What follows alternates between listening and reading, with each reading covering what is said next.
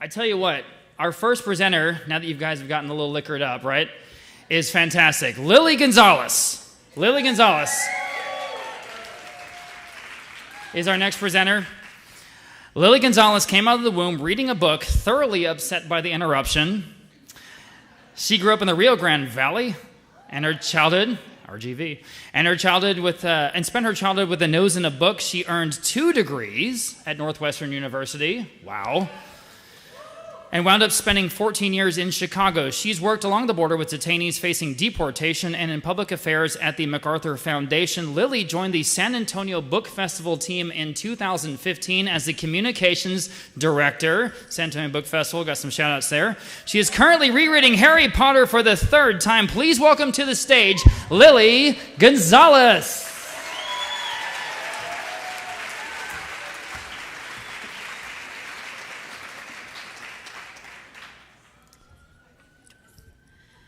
So this is a story all about how my life got turned upside down. I'm just kidding. All right, I'm just going to start. I fell in love with books before I could read them. At first, it was the glossy pages and the pretty colors. Over time, I loved the escape that books provided.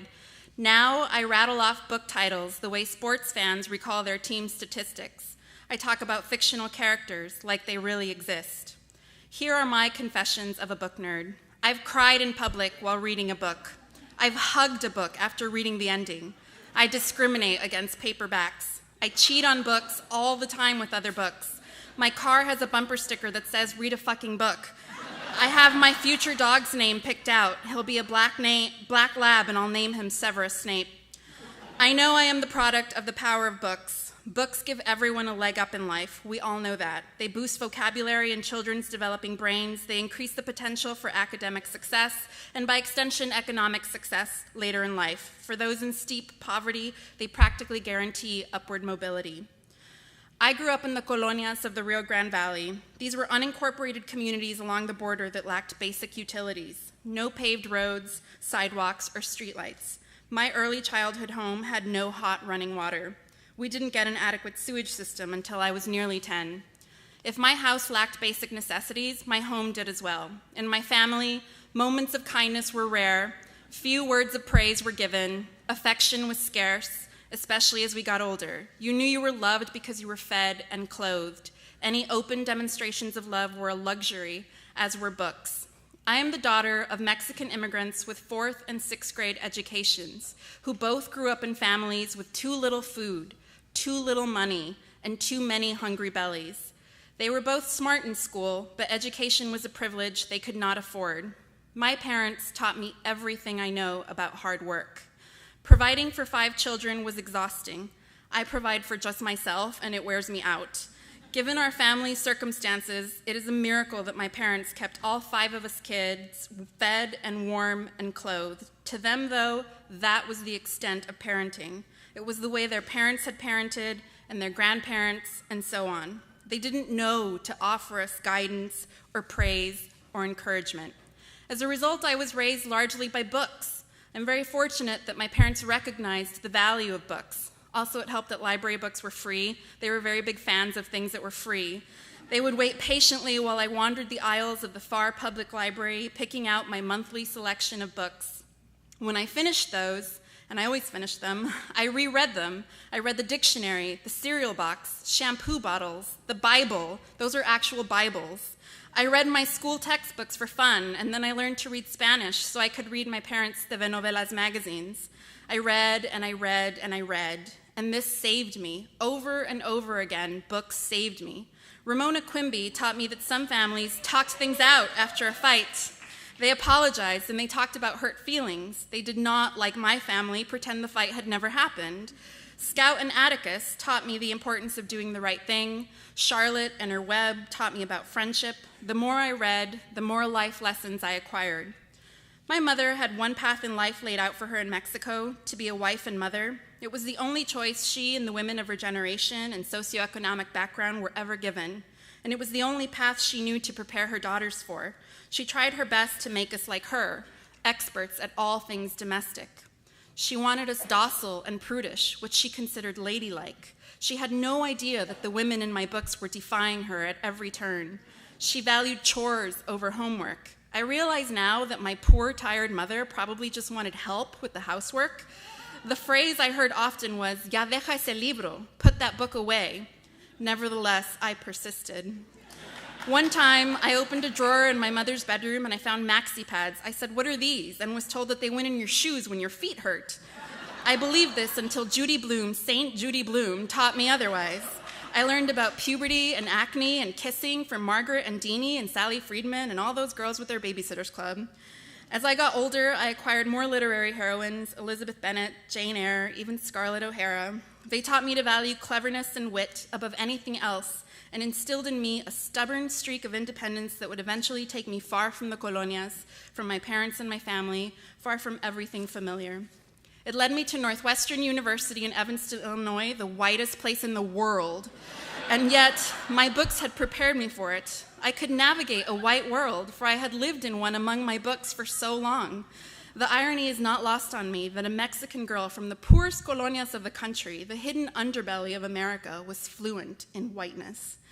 The Sankofa bird is a West African symbol showing a bird with its feet planted firmly forward and its head turned backwards. It's been embraced by African American scholars to represent the idea that we must return to our roots, learn what the past has to teach us so that we can move forward with our full potential. It perfectly represents my experience at Northwestern. I had to wait until my college years before I saw myself reflected in books. I was not lucky enough to benefit from movements that exist today, such as We Need Diverse Books. I did not realize the tragedy of this until I found Sandra Cisneros, Gloria Anzaldúa, Elena Maria Viramontes. Their characters led lives like mine, lives I recognized. To see your own experience reflected in literature, in any art, is life-affirming, validating.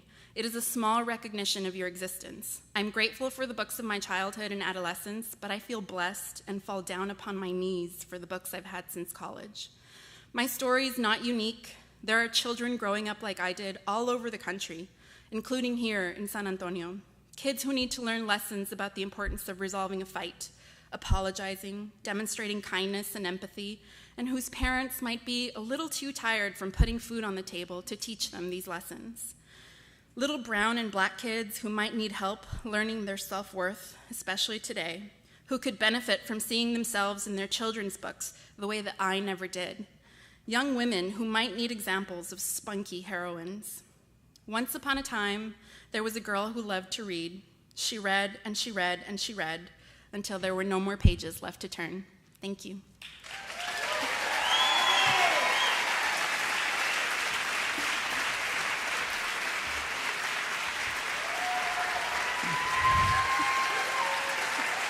Nice job, Lily. Thank you. That was fantastic. Thanks. All right. We're a festival town, Yes. right? We like to party.